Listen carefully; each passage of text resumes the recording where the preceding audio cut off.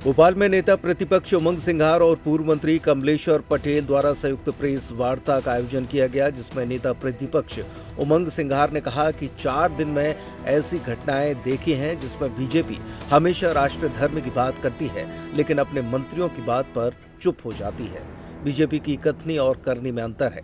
उन्होंने कहा कि मंत्री विजय शाह का बयान आपत्तिजनक है। अब एक नया बयान डिप्टी सीएम जगदीश देवड़ा का सामने आया है जिसमें उन्होंने पूरी सेना का अपमान किया है। उमंग सिंघार ने कहा कि मेरी अधिकारियों से बात हुई है, संस्थाओं को गुलाम बनाया जा रहा है। उन्होंने कहा कि हाई कोर्ट और सुप्रीम कोर्ट ने जनभावना को देखते हुए इस बात का संज्ञान लिया है, इसके प्रति आभार भी व्यक्त किया गया। उन्होंने ये भी आरोप लगाया कि सीएम, पीएम और बीजेपी के नेता इन बयानों के मामले में चुप हैं। क्या ये बयान विजय शाह का है या फिर बीजेपी का षड्यंत्र है? इसके अलावा तिरंगा यात्रा पर भी उन्होंने बात रखते हुए कहा कि यहाँ तिरंगे का अपमान भी हो रहा है, सेना का अपमान और महिलाओं का अपमान हो रहा है। क्या पीएम देश के ऊपर हो गए? तमाम मुद्दों पर उन्होंने अपनी बात कही। उन्होंने मांग की कि दोनों मंत्रियों को पार्टी से हटाया जाए।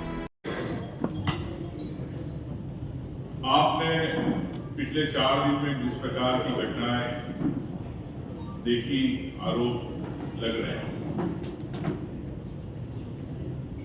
भारतीय जनता पार्टी हमेशा राष्ट्र धर्म की बात करती है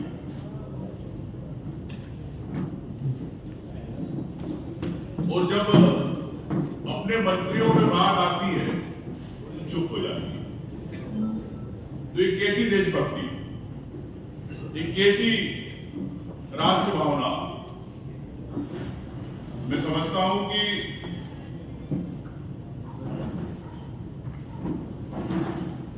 कहीं ना कहीं भारतीय जनता पार्टी की कथनी और करनी में फर्क है। विजय शाह जी ने इस प्रकार से बयान दिया, आपत्तिजनक है। एक सेना के आला अधिकारी के खिलाफ कर्नल सोफिया कुरैशी के खिलाफ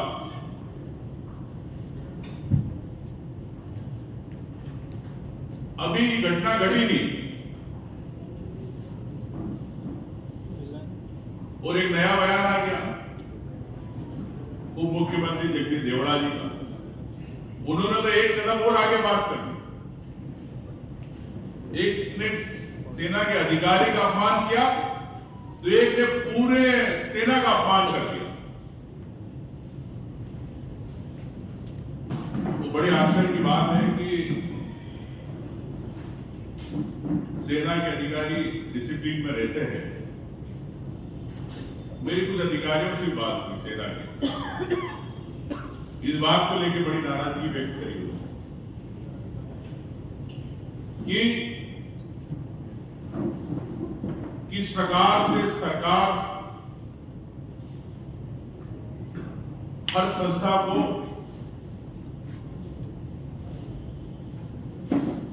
गुलाम बना रही है। अभी तक कई स्वास्थ्य संस्थाएं थी, उनको लेके आपने देखा कि किस प्रकार से चुप्पी साधना पड़ती है। लेकिन मैं माननीय सुप्रीम कोर्ट, हाई कोर्ट का स्वागत करता हूं कि उन्होंने देश की भावनाओं को देखते हुए, जन भावनाओं को देखते हुए संज्ञान लिया और मुख्यमंत्री जी की चुप्पी, नरेंद्र मोदी जी की चुप्पी, अमित शाह जी की चुप्पी, प्रदेश अध्यक्ष, राष्ट्रीय अध्यक्ष भारतीय जनता पार्टी के चुप।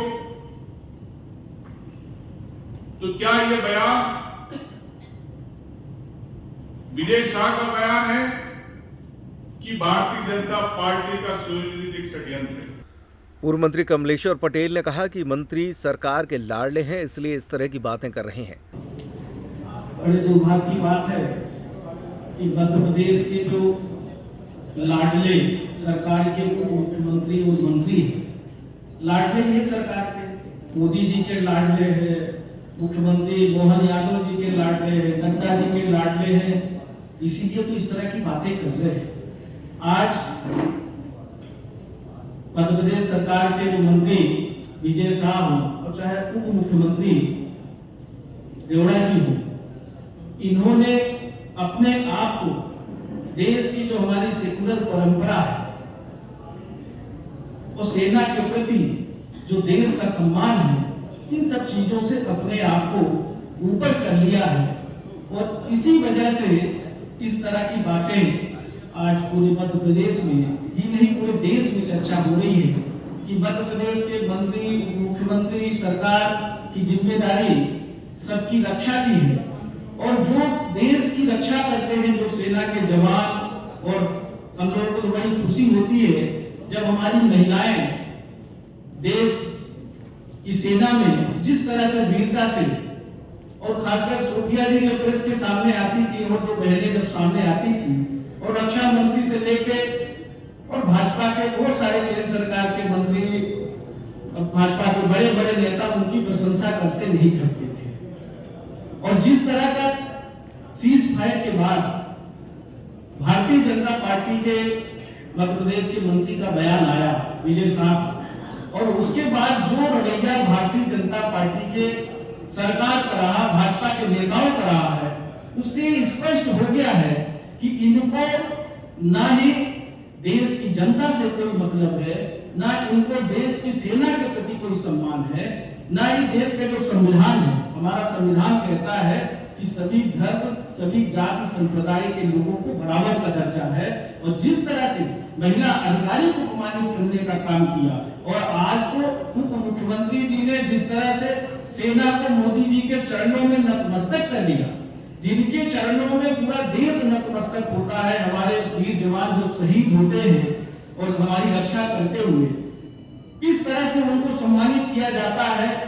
कोई भी प्रधानमंत्री हो, रक्षा मंत्री हो, राष्ट्रपति, सारे लोग उनका अभिवादन करते हैं।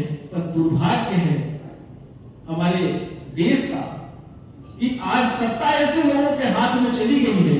ये वही लोग हैं, संघ के लोग हैं, जिन्होंने कई वर्षों तक अपने कार्यालय में हमारा राष्ट्रीय ध्वज नहीं फहराया और आज तिरंगा यात्रा निकाल रहे हैं। एक तरफ तिरंगे की रक्षा करने वाले लोगों का अपमान